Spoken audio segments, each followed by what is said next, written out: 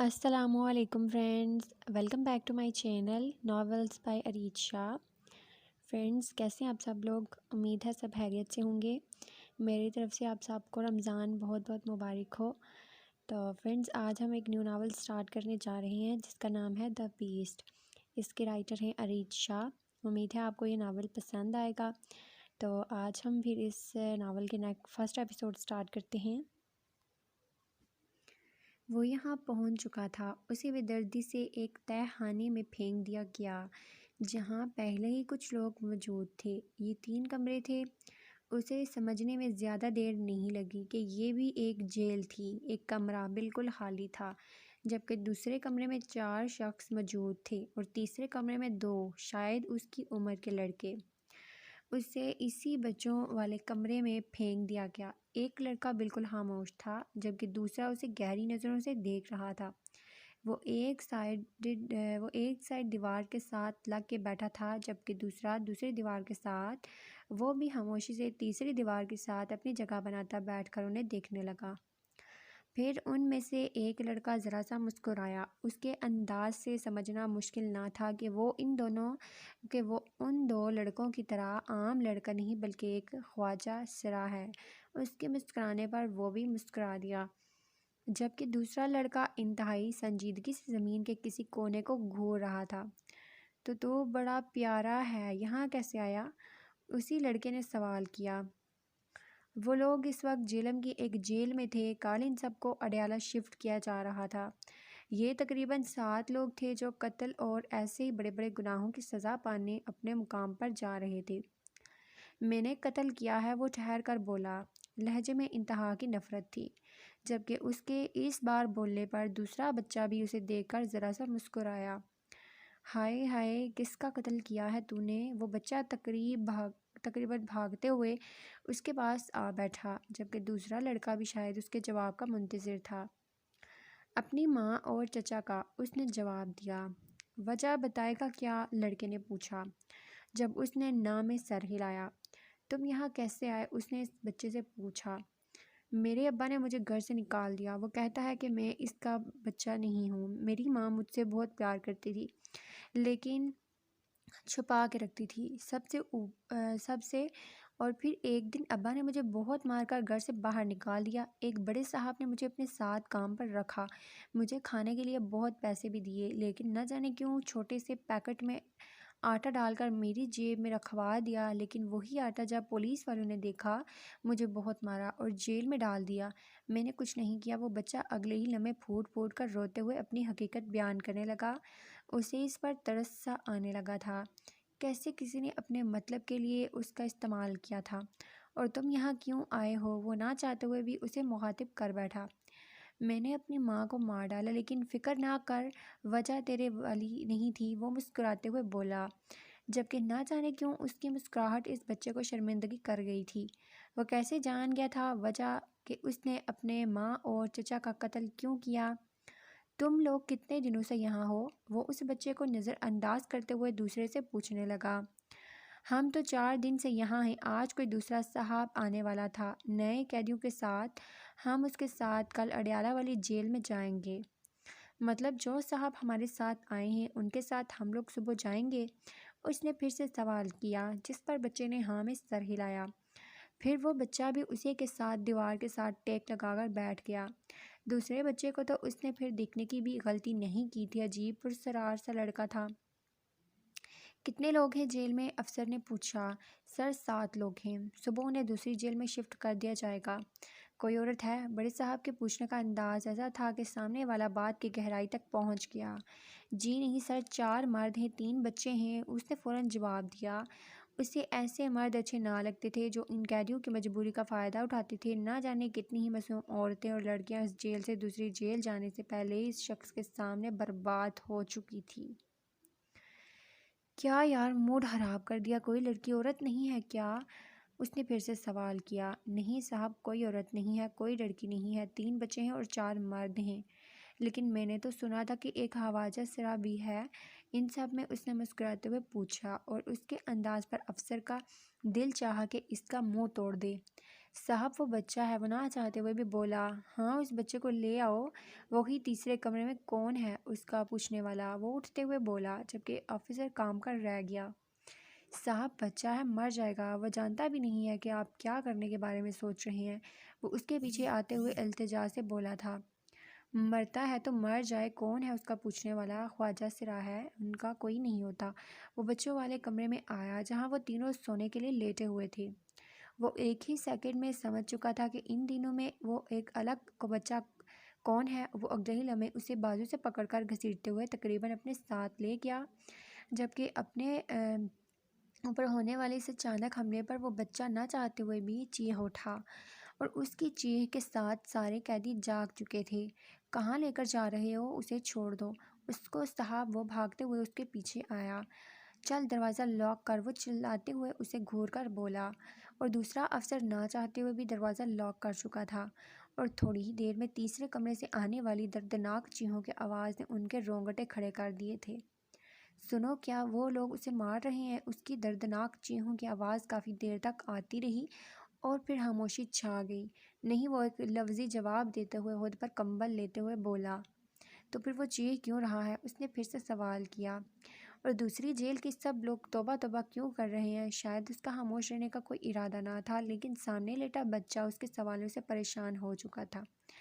تھوڑی دیر میں لے آئیں گے اسے یہاں پر، اگر زندہ ہوا تو پوچھ لینا، وہ کروٹ لیتے ہوئے بولا، جبکہ اس کی کروٹ لینے کے بعد اب وہ اس بچے کو اور پولیس والے کا انتظار کر رہا تھا۔ اور اس کے کہنے کے مطابق تھوڑی ہی دیر بعد وہ اس بے جان وجود کو جیل کے اس کمرے میں پھینک کر چلے گئے۔ وہ بے چینی سے اسے دیکھ رہا تھا، نہ تو وہ سن رہا تھا اور نہ ہی اس سے بات کر رہا تھا۔ نہ جانے اسے کیا ہوا تھا۔ وہ اس کے قریب بیٹھا اس سے باتیں کرنے کی کوشش کرنے لگا۔ سنو، وہ مر رہا ہے، بچاؤ اسے، وہ لوگ اسے پھینک کر چلے گئے ہیں۔ وہ نہ چاہتے ہوئے بھی دوسرے بچے کو اٹھانے لگا۔ تو میں کیا کروں؟ مرتا ہے تو مر جائے، مجھے کیوں تنگ کر رہے ہو؟ وہ اپنا ہاتھ جھٹکتا اسے دور ہوا۔ تم انسان نہیں ہو کیا؟ اس کا حال دیکھو۔ وہ ایک بار پھر سے جگانے کی کوشش کرنے لگا۔ جب اس نے اٹھ کر آگے پیچھے دیکھا، اس بچے کو دیکھنے کے بجائے وہ ہر طرف دیکھ رہا تھا۔ یہاں سے بھاگنا چاہتے ہو؟ اس نے سوال کیا۔ کیا تم اسے بچانے میں میری مدد کرو گے؟ اس کے سوال کے جواب میں ایک سوال آیا تھا۔ اس کی زندگی کو چھوڑو، اپنی زندگی کے بارے میں سوچو۔ اگر زندہ بچنا چاہتے ہو تو یہاں سے بھاگ چلتے ہیں۔ میں پچھلے 4 دن سے یہاں سے ایک راستہ نکال رہا ہوں اور کامیاب ہو گیا ہوں۔ تمہیں پتہ ہے ہمیں اس جیل میں کیوں رکھا جاتا ہے؟ کیونکہ ہم بچے ہیں، ہم سمجھ نہیں سکتے کہ یہاں سے باہر جانے کا ایک راستہ ہے۔ اس نے کمرے کے کونے کی طرف اشارہ کیا جہاں پانی کا ایک مٹکا رکھا گیا تھا۔ کیا یہاں سے باہر نکلنے کا راستہ ہے؟ اس کی جان بچ سکتی ہے؟ وہ بے چینی سے پوچھنے لگا، جبکہ سامنے کھڑے لڑکے کا دل چاہا کہ اس لڑکے کو جان سے مار دے۔ وہ اس کی زندگی بچانے کے بارے میں سوچ رہا تھا، اسے آزادی دینے کے بارے میں سوچ رہا تھا، جبکہ اسے صرف اور صرف اس لڑکے کی زندگی کی پڑی تھی۔ میں تمہارے بارے میں بات کر رہا ہوں، یہ یہیں پر رہے گا، یہ ہمارے ساتھ بھاگنے کے قابل نہیں ہے، اور ویسے بھی اب یہ افسر کی نظر میں آ چکا ہے۔ مجھے نہیں لگتا کہ وہ اسے یہاں سے سینٹرل جیل جانے دے گا۔ ہمیں یہاں سے نکلنا چاہیے، ہمارے پاس یہاں سے بھاگنے کا ایک موقع ہے، وہ اسے سمجھا رہا تھا۔ نہیں، میں یہاں سے تب تک نہیں چلوں گا تمہارے ساتھ جب تک تم اس بچے کو ہمارے ساتھ لے کر نہیں جاتے۔ اور ایک اور بات یاد رکھو، اگر تم نے یہاں سے بھاگنے کی کوشش کی تو میں اپنے ساتھ ساتھ تمہیں بھی پھنسا دوں گا۔ وہ اسے دھمکی نہیں دینا چاہتا تھا، لیکن وہ اتنا سنگ دل پتھر دل انسان تھا کہ اسے اس مرتے ہوئے انسان کی پرواہ ہی نہیں تھی۔ اس نے مجبور ہو کر ایسا کہا، میری کوئی ذمہ داری نہیں ہے اگر ہم دونوں کے بھاگنے میں یا تم مارے گئے تو یہ امید مت رکھنا کہ میں بچانے آؤں گا۔ اور راستہ وہ کھولتے ہوئے بولا، جبکہ اس کے مان جانے پر اگلے ہی لمحے کمبل اس بچے پر ڈالتے ہوئے اسے اپنے کندھوں پر اٹھانے لگا۔ اب جلدی چلو، کیا ساری زندگی یہیں کھڑے رہنے کا ارادہ ہے؟ وہ انتہائی غصے سے گھورتے ہوئے بولا کہ اس کے دھڑانے پر وہ فوراً اس کے پیچھے بھاگتے ہوئے آیا تھا۔ اسے اپنے کندھے پر اٹھا کر بھاگنا اس کے لیے آسان نہیں تھا، لیکن وہ اسے یوں مرنے بھی نہیں دے سکتا تھا۔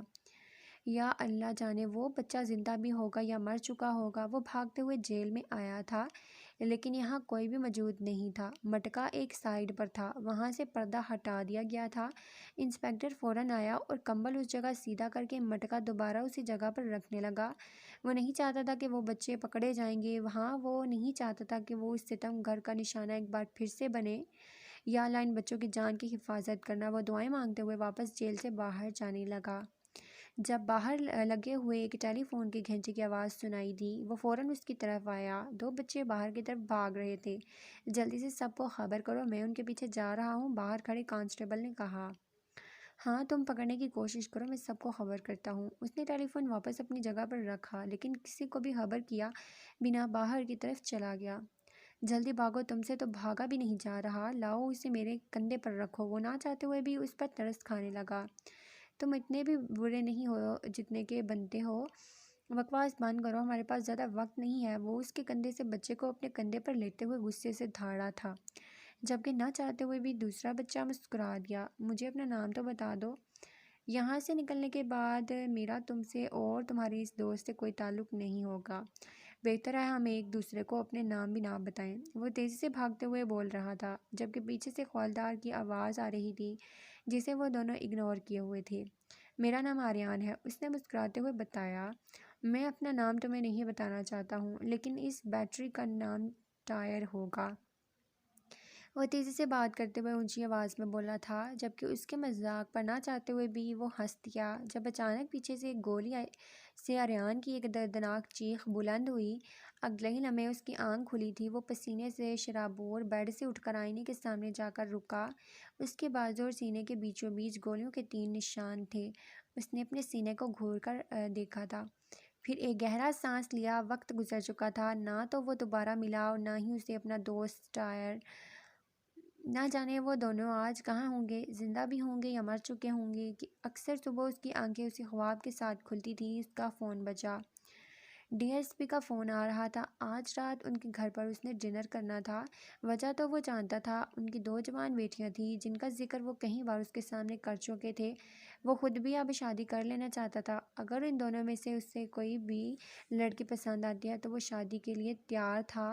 اب خود بھی اکیلے رہ رہ کر وہ تھک چکا تھا۔ وہ اپنی زندگی میں آگے بڑھنا چاہتا تھا، اپنا گھر بسانا چاہتا تھا۔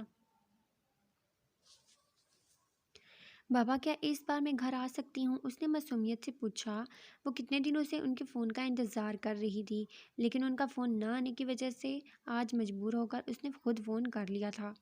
آخر وہ اس کے بابا تھے، اس کے لیے عزیز تھے، لیکن شاید وہ ان کے اتنے عزیز نہیں تھی، تبھی تو انہیں اس کی یاد نہیں آتی تھی۔ جانا، میں تمہیں کتنی بار سمجھا چکا ہوں کہ تم گھر نہیں آ سکتی، میری بات تمہیں سمجھ کیوں نہیں آتی؟ بابا کی آواز میں کہیں نہ کہیں غصہ شامل تھا۔ بابا میری ساری کلاس فیلوز اپنے اپنے گھر جا رہی ہیں، صرف میں یہاں رہ کر کیا کروں گی؟ وہ پریشانی سے بولی۔ پورا ہاسٹل تو نہیں جا رہا نا؟ گھر دوسری کلاس کی لڑکیاں ہیں نا، وہاں بہتر ہے، وہیں رہو تم۔ جب مجھے لگے گا کہ تمہیں گھر بلا لینا چاہیے، میں خود تمہیں بلا لوں گا۔ اور ہر بار فضول باتیں کرنے کے لیے فون مت کیا کرو، بزی ہوتا ہوں میں، اکبر صاحب نے غصے سے کہا۔ بابا میری روم میٹس بھی اپنے گھر جا رہی ہیں، وہ پھر سے بتانے لگی۔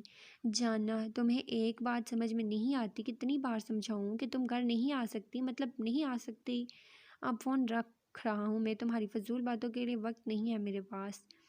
مجھے لگا تھا کہ تمہیں کوئی بہت ضروری کام ہوگا، چیک بھجوا دوں گا، تمہارا جو چاہے شاپنگ کرنا، اپنے فرینڈ کے ساتھ انجوائے کرنا۔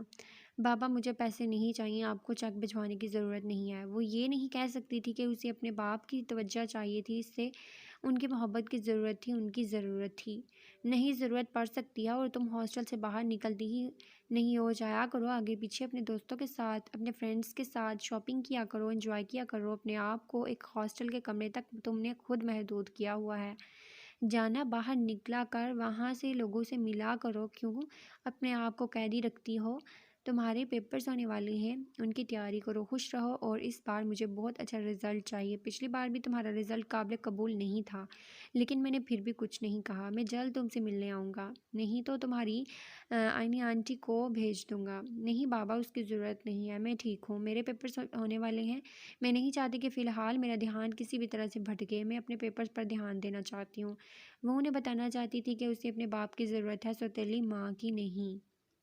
لیکن بابا کے سامنے آنی آنٹی کو کچھ بھی کہنے سے بابا ناراض ہو سکتے تھے، اور اگر بابا ناراض ہو جاتے تو مطلب صاف تھا، جو فون 1 ماہ کے بعد آتا تھا وہی شاید 6 ماہ کے بعد آئے۔ آئینی آنٹی کی وجہ سے ہی تو آج وہ اپنے بابا سے اتنی دور تھی۔ صرف 6 سال کی عمر میں وہ اپنے باپ سے اتنی دور آ گئی تھی۔ اسے سمجھ نہیں آتا تھا کہ اس کی پڑھائی بابا کے لیے اتنی ہی اہمیت رکھتی تھی تو بابا نے اسے لندن یا امریکہ کیوں نہیں بھجوایا؟ ترکی میں ایک ایسی جگہ پر جہاں لوگ بھی بہت کم ہیں اور پڑھائی بھی باقی کالجز کی نسبت پر اتنی قابل تعریف نہیں ہے۔ اس کے بابا تو اتنے امیر تھے، ہر ماہ اسے اتنی بڑی رقم بیچتے تھے، اتنی دولت سے تو وہ کچھ بھی کر سکتے تھے۔ تو کیا وہ اپنی بیٹی کے لیے اس سے اچھے کالج میں داخلہ نہیں دلوا سکتے تھے؟ بچپن سے لے کر جوانی تک وہ نہ جانے کتنے ہی ملک میں گمنام زندگی گزار رہی تھی، اور اب پچھلے 2 سال سے وہ ترکی کے ایک ہاسٹل میں رہتی تھی جہاں شاید وہ سب سے امیر باپ کی بیٹی تھی، کیونکہ اس کالج میں بہت غریب اور کالج کی فیس نہ ادا کر پانے والے اسٹوڈنٹ تھے۔ اسے پاکستان سے بے تحاشا محبت تھی۔ وہ 10 سال کی عمر میں آخری بار پاکستان گئی تھی۔ اس کے بعد سے لے کر اب تک وہ کیسی زندگی گزار رہی تھی وہ خود بھی نہیں جانتی تھی۔ بچپن میں اس کا نام کچھ اور تھا جب وہ پاکستان سے سریا گئی تھی، لیکن وہاں کے اسکول میں اسے جانا کے نام سے متعارف کروایا گیا اور اس کے باپ نے منع کر دیا کہ اس کا نام وہ بھی اپنی زبان سے نہ لے۔ خیر اب تو وہ اپنا نام بھی بول چکی تھی۔ اسے اسکول میں داخل کروانے کے لیے بھی ڈرائیور انکل آئے تھے۔ وہ کیوں تھی اتنی گمنام؟ کیوں اس کا باپ نہیں چاہتا تھا کہ لوگ اس کو جانیں، جبکہ اس کے 2 بڑے بھائیوں کو تو ساری دنیا جانتی تھی، لیکن وہ خود ٹھیک سے اپنے بھائیوں تک کو نہیں جانتی تھی۔ 1-2 بار اس نے اپنے بابا کے ساتھ ان 2 بھائیوں کو دیکھا تھا جو اس کے اپنے بھائی تھے، اور انہوں نے بھی اس سے کبھی ملنے کی کوشش نہیں کی، بس فون کی حد تک سال 6 ماہ بعد سلام دعا ہوتی۔ کیوں بابا اسے دنیا سے چھپا کے رکھتے تھے؟ وہ پاکستان جانا چاہتی تھی لیکن بابا ایسا نہیں چاہتے تھے۔ اسے پتہ تھا کہ ان تینوں کے علاوہ بھی ان کا ایک اور بھائی ہے، لیکن ابھی تک وہ اس سے بھی نہیں ملی تھی۔ تم بھی اپنے گھر جا رہی ہو یار؟ تم تو رک جاؤ، میں کیسے رہوں گی یہاں اکیلے؟ وہ عائشہ اور عریشہ دونوں کو ہی جاتے ہوئے دیکھ کر پریشان تھی۔ پورے کالج میں بس 2 ہی لڑکیوں کو جانتی تھی اور یہ دونوں اس کی بیسٹ فرینڈ تھی۔ بابا نے اس سے کہا تھا کہ وہ جیسے چاہے اپنا دوست بنا سکتی ہے، لیکن جھوٹی پہچان کے ساتھ، اور یہی وجہ تھی کہ وہ لوگوں سے ملنے سے بات کرنے سے گھبراتی تھی، کیونکہ وہ جانتی تھی کہ وہ جس سے بھی بات کرے گی اسے اپنی جھوٹی پہچان دے گی۔ اگر عائشہ اور عریشہ اس کی کلاس میں نہ ہوتی تو شاید وہ کبھی ان کی بھی دوست نہیں بن پاتی۔ پچھلے 2 سال سے وہ یہاں رہ رہی تھی اور یہ دونوں اس کی بہترین دوست تھی۔ وہ اس کی ہر بات کو سمجھتی تھی۔ اس کی پریشانی دیکھتے ہوئے عریشہ اس کے پاس آ بیٹھی اور اشاروں کی مدد سے اسے باتیں کرنے لگی۔ ایسا بھی کیا ضروری ہے تمہارا وہاں جانا؟ تمہاری کزن کی شادی کیا تمہارے بغیر نہیں ہو سکتی؟ اور ابھی تو صرف وہ تمہاری کزن کو دیکھنے آ رہے ہیں، ویسے بھی تو تمہاری تائی تمہیں پسند نہیں کرتی، تو تم یہیں رک جاؤ نا، اس نے عریشہ کے دونوں ہاتھ تھامتے ہوئے کہا، لیکن وہ نفی میں سر ہلاتے ہوئے اشاروں کی مدد سے پھر اسے اپنی اگلی بات بتانے لگی۔ یہ کیا بات ہوئی؟ ویسے تو تمہیں یہاں خود سے دور رکھا ہوا ہے، اور جب رشتہ دار برادری کی بات آتی ہے تو تمہیں وہاں بلا کر جھوٹی محبت جتانے لگتے ہو۔ کیا فائدہ اس سب کا؟ اگر وہ تم سے محبت نہیں کرتے تو یہ ڈرامے کیوں کرتے ہیں؟ جانا کو غصہ آنے لگا، جس پر عریشہ مسکرا دی۔ اب وہ بیچاری اسے کیا بتاتی؟ یہ تو اس کے تایا کا احسان تھا کہ وہ یہاں اس کالج میں پڑھ رہی تھی، ورنہ اگر اس کی تائی کا بس چلتا تو وہ کبھی بھی اسے 4 دیواری سے باہر نکلنے دیتی۔ اور اب ان کا حکم تھا کہ آج ان کی بیٹی کو دیکھنے کے لیے کچھ لوگ آنے والے ہیں، جس کے لیے اسے ہر حالت میں گھر واپس جانا تھا، کیونکہ اس کے تایا اسے ہر خوشی میں شامل کرتے تھے، اور تائی نے بھی تایا کی نظروں میں اپنے نمبر بھرنے تھے اس شامل کر کے اسے۔ انہیں یہ بتانا تھا کہ وہ اسے بھی اپنی بیٹیوں کی طرح عزیز رکھتی ہیں۔ ویسے تو وہ ہر سنڈے ہی اپنے گھر جاتی تھی، لیکن جب سے جانا کو پتہ چلا تھا کہ وہ 2 ہفتوں کے لیے جا رہی ہے، جانا پریشان تھی، اور عائشہ بھی اپنے گھر جا رہی تھی اپنے پیپر سے پہلے اپنے گھر والوں سے ملنے کے لیے، کیونکہ اس کے بعد وہ اپنے پیپرز میں بیزی ہونے والی تھی، اور اب اسے اس کمرے میں اکیلے رہنا تھا، اور وہ دونوں ہی جانتی تھی کہ جانا بہت بزدل ہے، لیکن وہ دونوں ہی مجبور تھی۔ ان کا گھر جانا بہت ضروری تھا، ایسے میں جانا کو اکیلے چھوڑنا نہیں اچھا تھا۔ اس کی فیملی پرابلم تو وہ دونوں نہیں جانتی تھی، ہاں لیکن اتنا جانتی تھی کہ اس کے بابا نہیں چاہتے کہ وہ گھر واپس آئے، اور ویسے بھی ان دونوں کی طرح اس کا گھر ترکی میں نہیں تھا۔ وہ یہ تو جانتی تھی کہ اس کے بابا ایک بہت بڑی شخصیت ہیں، لیکن وہ اس سے کیوں چھپا کر رکھتے تھے، یہ بات ان دونوں کے لیے ایک راز تھی۔ لاش کی حالت کیسی ہے؟ انسپکٹر آریان نے پوچھا۔ سر بہت بری حالت ہے، دیکھا تک نہیں جا رہا، انسپکٹر رضی نے جواب دیا۔ سر دونوں آنکھیں نکال دی ہیں لڑکی کی اور ساری انگلیاں بھی کاٹ دی ہیں۔ بہت ظالم انسان ہے سر، خوف خدا تو نام کا بھی نہیں، رضی نے پریشانی سے کہا۔ سر پر ایک بال تک نہیں چھوڑا، اس طرح سے کھینچ کر بال اکھاڑے ہیں کہ انسپکٹر رضی بولتے بولتے خاموش ہوا۔ بالکل ٹھیک کیا ہے، ایسا ہی ہونا چاہیے ایسی گھٹیا لڑکیوں کے ساتھ، انسپکٹر عمران نے کہا۔ سر یہ وہی لڑکیوں کا گینگ ہے جنہوں نے سڑک پر اسے یتیم بچوں کو اٹھا کر ان لیگل طریقے سے یورپ بھیجوایا، پھر ان کی انگلیاں اور آنکھیں نکال کر انہیں بھیک مانگنے پر مجبور کر دیا تھا۔ سر یہ 128 لوگوں کا گروپ ہے۔ اب اس گروپ میں کون کون شامل ہیں ہم نہیں جانتے، سوائے اس کے کہ ان کے سر کے بالوں کے بیچ میں سرجری سے کارڈ لوڈ کیا گیا تھا۔ سر یہ قاتل جو کوئی بھی ہے اپنے ہر قتل کے بعد ایک چھوٹا سا کارڈ چھوڑتا ہے جس کے اوپر دا بیسٹ لکھا ہوتا ہے، اور لاشوں کی حالت ایسی ہوتی ہے کہ دیکھا تک نہیں جا سکتا۔ لیکن سر جتنی بھی لاشیں ملی ہیں ان سب لڑکیوں کے بال اکھاڑ کر وہ چپ نکال لی گئی ہے، اور پھر سر وہی چپ کسی نہ کسی ایماندار آفیسر کے پاس جاتی ہے، انسپکٹر عمران نے بتایا۔ تو انسپکٹر آریان کو کل رات والا پارسل یاد آیا جس میں سے ایک چپ ملی تھی۔ سراب اس لاش کے اندر سے جو چپ نکلی ہے ضرور کسی نہ کسی ایماندار آفیسر کو سینڈ کرے گا، مطلب کہ یہ جو بیسٹ ہے یہ اچھا کام کرتا ہے، میرا مطلب ہے ایک قسم کی وہ ہماری مدد کر رہا ہے، انسپکٹر رضی نے کہا۔ انسپکٹر رضی کے کہنے پر انسپکٹر آریان نے اسے گھور کر دیکھا۔ سر میرا مطلب ہے نفرت گناہ سے کرنی چاہیے، گنہگار سے نہیں۔ مجھے گناہ سے بھی نفرت ہے اور گنہگار سے بھی، آریان کھا جانے والے انداز میں بولا۔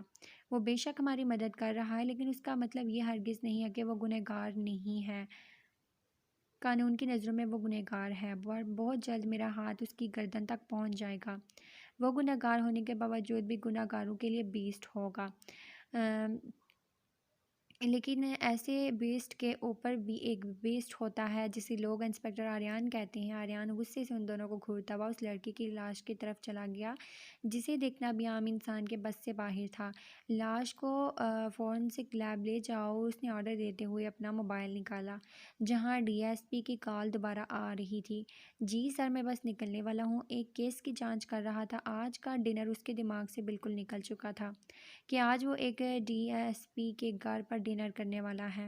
کوئی بات نہیں برخوردار، ہم تمہارا انتظار کر رہے ہیں۔ انہوں نے مسکراتے ہوئے فون بند کیا جبکہ اس نے ایک طرف اپنے قریب کھڑے انسپکٹر کو دیکھا۔ تم لوگ گاڑی لے جاؤ، میں بس سے چلا جاؤں گا۔ وہ سمجھ چکا تھا کہ اگر وہ اپنی گاڑی لے کر چلا گیا تو ان لوگوں کا واپس جانا مشکل ہو جائے گا، کیونکہ اس وقت وہاں صرف وہی 3 تھے، باقی ٹیم باڈی لے کر جا چکی تھی۔ نہیں سر آپ گاڑی لے جائیں، ہم فون کر کے دوسری گاڑی منگوا لیں گے۔ آریان کا اپنا گھر استنبول میں تھا، وہ یہاں صرف اس کیس کے جانچ کے لیے آیا تھا۔ ان دونوں کو بنا کچھ کہنے کا موقع دیے وہ بس کی تلاش میں نظر پھیرتا چلتے ہی بس کا مسافر بن چکا تھا۔ بس میں داخل ہوتے ہوئے اس نے آگے پیچھے ہر طرف اپنے لیے ایک جگہ تلاش کرنے کی کوشش کی، لیکن یہ بھی اپنے آپ میں ایک بہت مشکل کام تھا کیونکہ بس مسافروں سے بھری ہوئی تھی۔ اسے سب سے آخر میں ایک خالی سیٹ نظر آئی اور سیٹ کے ساتھ نیلے رنگ کا دوپٹہ، یقیناً کوئی پاکستانی ہی تھی۔ وہ مسکراتے ہوئے اس کے قریب آ بیٹھا، جو اپنے چہرے کو پوری طرح سے نقاب میں چھپائے دنیا جہان سے انجان آنکھیں بند کیے بس کی دیوار کے ساتھ ٹیک لگائے شاید سو رہی تھی۔ السلام آریان بہت غور سے نقاب سے چھپے ہوئے اس چہرے کو دیکھ رہا تھا جس کی آنکھیں بند ہونے کے باوجود بھی اتنی پرکشش تھی کہ وہ اس سے اپنی نظریں نہیں ہٹا پا رہا تھا۔ ترکی جیسے آزاد حیال ماحول میں یہ نقاب پوش کون تھی؟ اس کا دل اس سے سوال کر رہا تھا، اس کا دل خود بخود متجسس ہو رہا تھا۔ وہ بار بار نظر چرا کر آگے پیچھے دیکھنے کی کوشش کرتا لیکن دل بار بار اسے اس کی طرف متوجہ کرتا، جیسے ضد کر رہا ہو کہ اپنی نظریں نہ ہٹانا۔ آریان اپنے دل کی اس صداؤں کو اگنور کرتے ہوئے ایک بار پھر سے آگے پیچھے دیکھنے لگا۔ وہ رشتہ دیکھنے جا رہا تھا اور اس سے پہلے کسی اور کو اس نگاہ سے دیکھتے ہوئے یا اپنے دل کی سننا اسے بالکل غلط لگ رہا تھا۔ اس کے جذبے صرف اور صرف اس کی ہمسفر کے لیے تھے۔ وہ آگے پیچھے دیکھتے ہوئے مکمل طور پر اسے نظر انداز کر گیا جب اچانک بس کو دھکا لگا اور وہ سویا ہوا تھا وجود اس کی پناہوں میں آ گیا۔ جھٹکا کافی شدید تھا۔ اگلے ہی لمحے وہ اٹھ کر کھڑی ہو چکی تھی، شاید اس کی منزل آ چکی تھی۔ اس نے ایک نظر اسے دیکھا، سرخ آنکھوں میں عجیب دلکش تاثر تھا۔ وہ شرمندگی سی لگ رہی تھی، شاید اس کی بازو میں گرنے کی وجہ سے، لیکن بنا کچھ بھی بولے اسے نظر انداز کرتی ڈرائیور کو پیسے دینے لگی اور وہاں سے نکلنے لگی۔ آریان کی بھی منزل یہیں تھی، وہ بھی اسی اسٹاپ پر اتر گیا، لیکن جب تک وہ ڈرائیور کو پیسے دیتا تب تک وہ غائب ہو چکی تھی۔ نہ جانے کون تھی، کہاں سے آئی تھی اور کہاں کو جانا تھا۔ جہاں اس کے غائب ہونے پر دل اداس ہو گیا تھا، وہیں آریان کو تھوڑا سکون ملا تھا، کیونکہ وہ کسی اور سے رشتہ جوڑنے جا رہا تھا۔ ایسے میں پہلے ہی وہ اپنے جذبات کا سودا ہرگز نہیں کرنا چاہتا تھا، لیکن اس کا دل اسے کسی پل چین نہیں لینے دے رہا تھا۔ نگاہیں بار بار ان حالی راستوں کی طرف جا رہی تھی۔ اس نے اپنے دل کو سنبھالا، کیونکہ اس سے آگے بڑھنا تھا۔ یہاں سے کچھ فاصلے پر ہی ڈی ایس پی کا گھر تھا۔ وہ پہلے یہاں کبھی نہیں آیا تھا، لیکن پھر بھی اسے گھر کے کچھ فاصلے پر لگے بورڈ سے پتہ چل چکا تھا کہ وہ یہیں کہیں فاصلے پر رہتے ہیں۔ اس نے راستے میں ایک انسان سے پوچھ لیا، جو خود ہوش ہوتے ہوئے اسے اس رہنمائی انسان کے گھر لے گیا تھا۔ نرم دل، نرم گوشت سے انسان اپنی نرم طبیعت سے سب کی رہنمائی کرتے تھے، اور یہ نہیں چاہتا تھا کہ وہ انہیں تکلیف دینے کی ذرا سی بھی وجہ بنے۔ اس کے ساتھی تمام آفیسرز کہتے تھے کہ تم بہت خوش قسمت ہو کہ سر تمہیں اتنا پسند کرتے ہیں، اور یہ ان کی پسندیدگی کی ایک علامت تھی کہ انہوں نے باتوں ہی باتوں میں کئی بار اسے جتایا تھا کہ وہ اس کو اپنا بیٹا بنانا چاہتے ہیں۔ شاید وہ جانتے تھے کہ آریان کا کوئی بھی نہیں ہے، نہ ماں باپ، نہ کوئی دوست، نہ بھائی۔ شاید اس لیے وہ خود ہی اس کے لیے رشتہ لے کر آئے تھے، وہ کبھی کسی غیر کا نہیں بلکہ اپنی بڑی بیٹی کا۔ ویسے تو آریان نے بھی ہاں کر دی تھی، ہاں اسے کوئی اعتراض نہیں تھا، کیونکہ وہ جانتا تھا کہ سر کی طرح ان کی بیٹی بھی ایک بہت اچھے اور پیارے سے دل کی مالک ہوگی، اور آج نہیں تو کل تو اسے گھر بسانا ہی ہے۔ وہ بھی تنہا رہ کر تھک چکا تھا، وہ بھی چاہتا تھا کہ جب وہ شام کو تھک ہار کر گھر جائے تو اس کی پیاری سی بیوی اس کا انتظار کر رہی ہو۔ وہ اسے اپنے سارے دن کی روٹین بتائے، جس پر وہ مسکراتے ہوئے اس کے مسئلے کا حال بتا کر اپنی میٹھی میٹھی باتوں سے اس کے سارے مسائل حل کر دے، اور مسائل بھی حل نہ کر پائے تو پیار کی دو میٹھی باتیں جو اس کی تھکاوٹ کو دور کر دے۔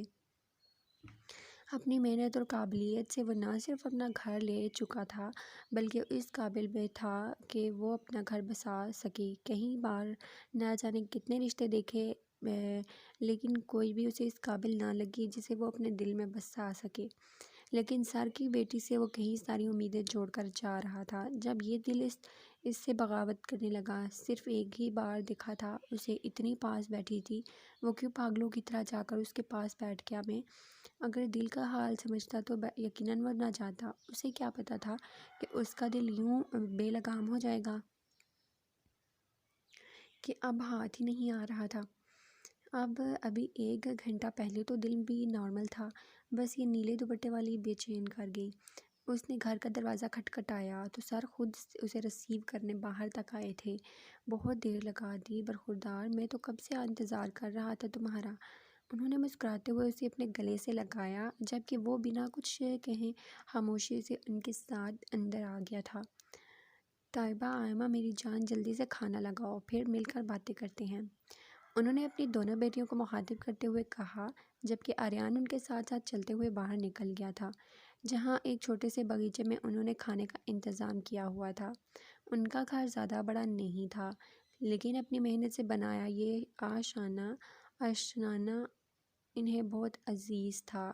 یہ ہے میری بیگم اور یہ میری بیٹیاں طیبہ اور یہ آئمہ ہیں۔ انہوں نے اپنی دونوں بیٹیوں کی طرف اشارہ کرتے ہوئے تعارف کروایا۔ وہ دونوں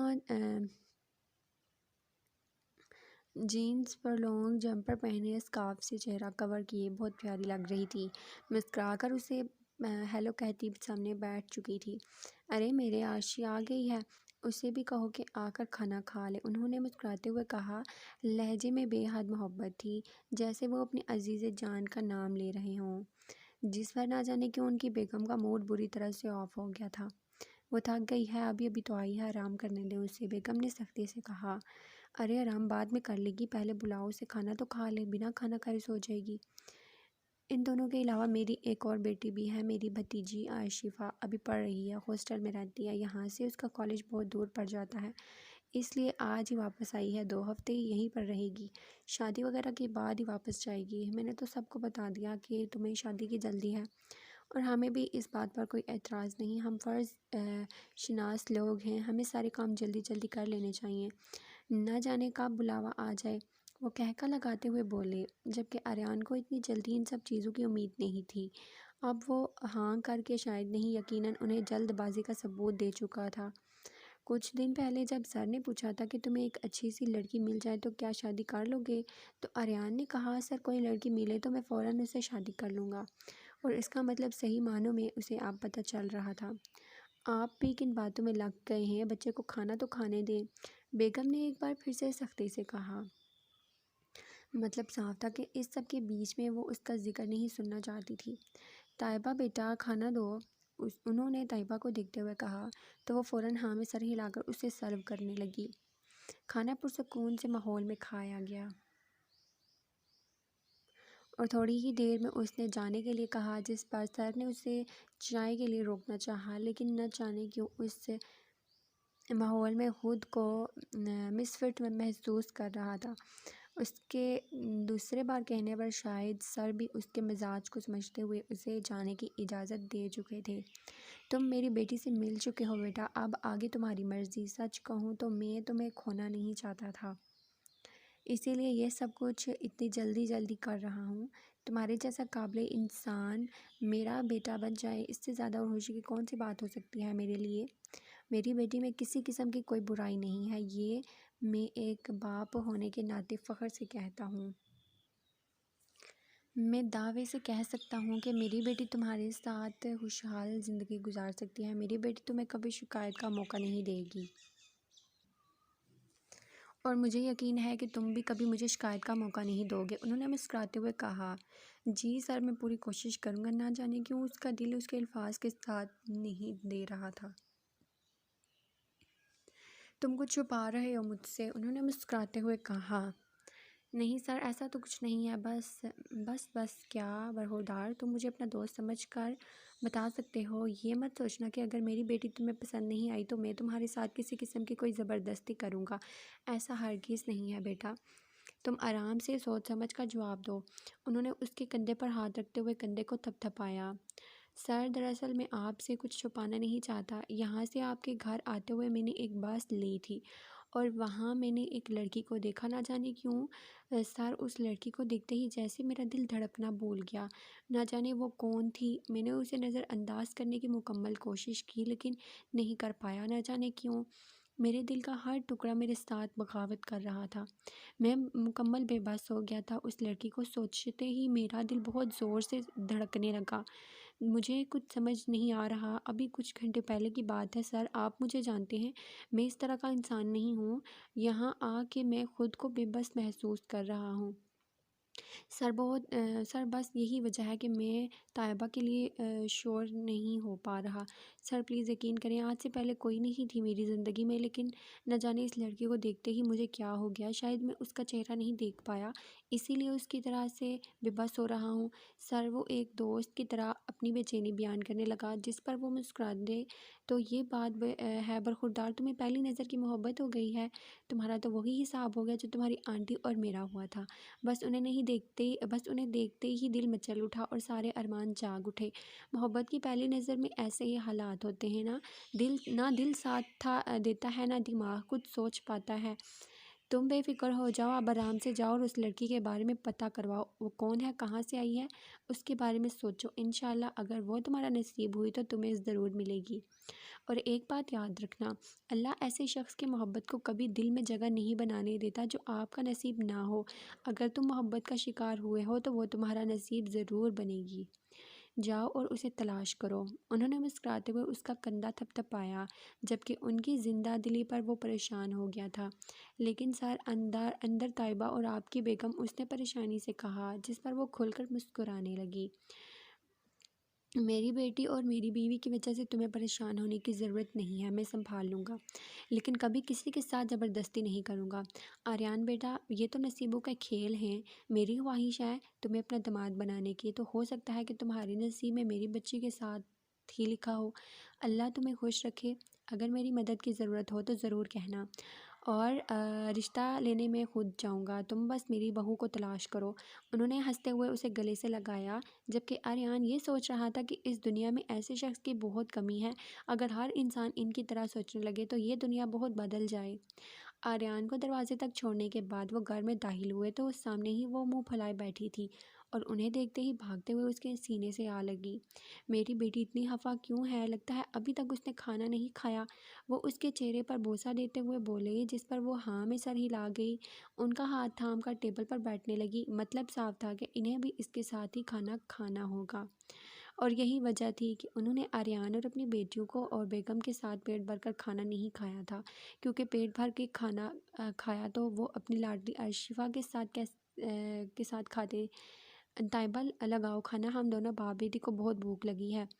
وہ مسکرا کر طیبہ کو آواز دینے لگے، جبکہ ان دونوں کے پیار کو دیکھ کر جہاں طیبہ مسکراتے ہوئے ان کے سامنے کھانا کھا رہی تھی، وہیں تھوڑے فاصلے پر ان کی بیگم ناگواری سے ان کی محبت کو دیکھ رہی تھی، جو ہر کوشش کرنے کے باوجود بھی آج تک کم نہیں ہوئی تھی۔ ان کی سب ناگواری اور نفرت صرف تایا ابو کی غیر موجودگی میں تھی، ورنہ تایا کی موجودگی میں وہ اس پر سخت نگاہ بھی نہیں ڈال سکتی۔